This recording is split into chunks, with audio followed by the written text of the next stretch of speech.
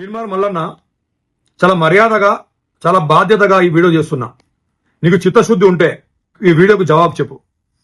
నువ్వు ప్రశ్నించే గొంతునని చెప్పినావు, నువ్వు ప్రజలకు ప్రతినిధిగా ఉంటా అని చెప్పినావు, నువ్వు పార్టీలకు వత్తాసు పలకనని చెప్పినావు, నువ్వు అంగిలాగు పాలిటిక్స్ చేస్తా అని చెప్పినావు.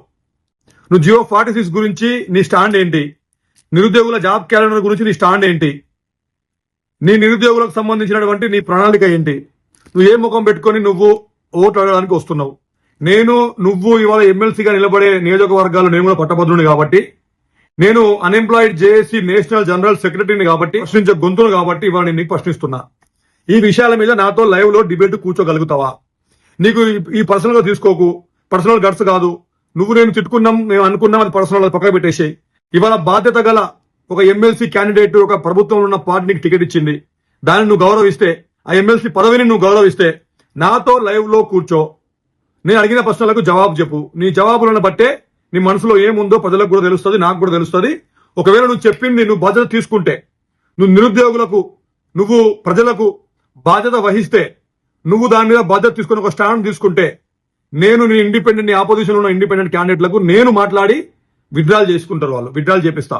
46 జియో నిరుద్యోగులు మొత్తం నీ కోసం క్యాంపెయినింగ్ నేను చేపిస్తా. నేను ఏం చెప్తే వాళ్ళు ఖచ్చితంగా అది చేస్తారు. Accept this challenge and reply me. Teenmaar Mallanna వద్ద నిజంగానే వందల కోట్ల రూపాయలు ఉన్నాయా?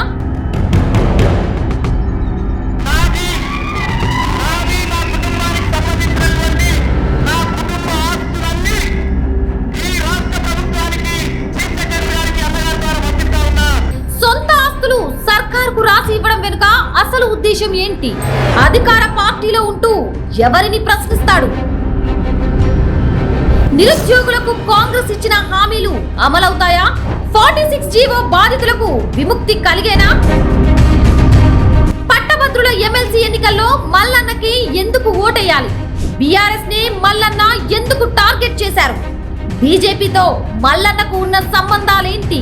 అన్ని అంశాలపై open debate with Anwar sir 18 May 2024 సాయంత్రం 7 గంటలకి అయాన్ news, Q news, all channels free content.